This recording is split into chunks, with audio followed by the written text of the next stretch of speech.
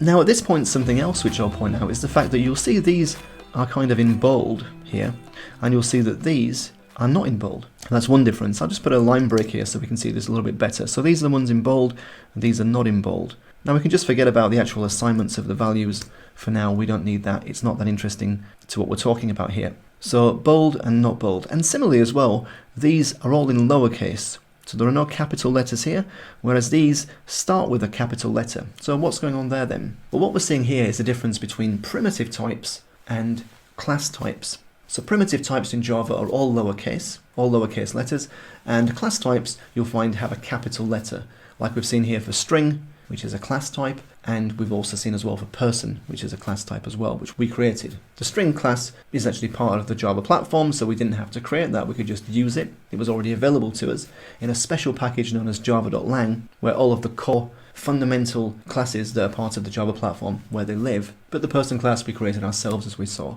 So what's the difference between primitives and classes? Well, the difference really is the fact that a primitive is exactly that. It's primitive in the sense that it's the smallest possible building block that you can have in Java. So in other words, an int doesn't contain anything besides its value. A double doesn't contain anything besides its value. Same for a Boolean, it just contains its value.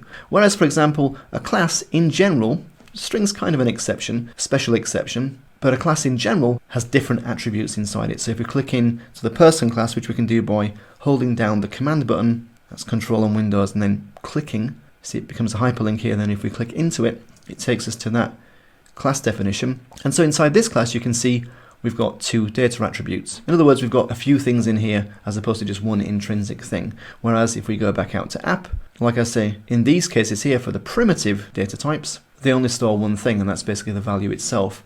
Whereas for class data types, they can store many things, and they usually do. So let's just make a note here that these are primitive types and that these are class types. Now another aspect is that class types are exactly that, they're classes. And classes in Java have two things associated with them. They have values, which make up the state of that object, as we've seen before with the name and the age variables, also called data members when they're applied inside a class. So they have the state, the actual values that they hold, but they also have methods too.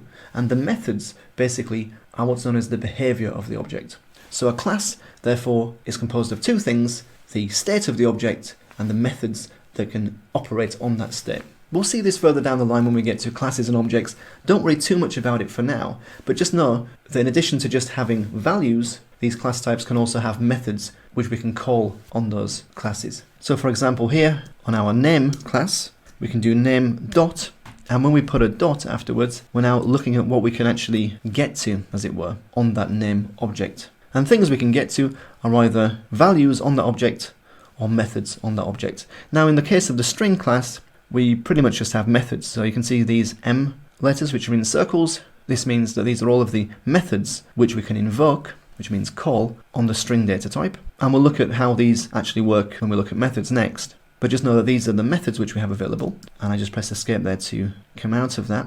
Now if we delete this, if we go into the person class and we do the same thing, me dot, at this point we haven't got any methods that we've explicitly created on that class. So that's why we don't have any methods which are in bold, like we did before. But we do have these F symbols here, and that's because these are fields. In other words, these are data values or data attributes on that class. We do have some other methods as it happens which we could call, but these are what's known as inherited from a base class called java.lang.object, and we don't need to know about that for now. The main takeaway here is though that class types can give us either values inside the class or methods inside the class that we can call, whereas for primitives we don't have that. So for example here, for a primitive age, if I do dot, we don't see anything in bold which we can kind of like get to, as it were. We do see some other stuff here, and these are basically not part of the definition of the class itself, but these are just basically things we can get idea to do to generate some code for us. So don't think that these are methods or values. They're not. They don't have the M symbol or the F symbol as we've seen before. These are just code snippets. So yeah, primitives don't have methods. They only have their intrinsic value, that one and only value which they hold, whereas class types can have methods and values. So that's the difference then between primitives and class types.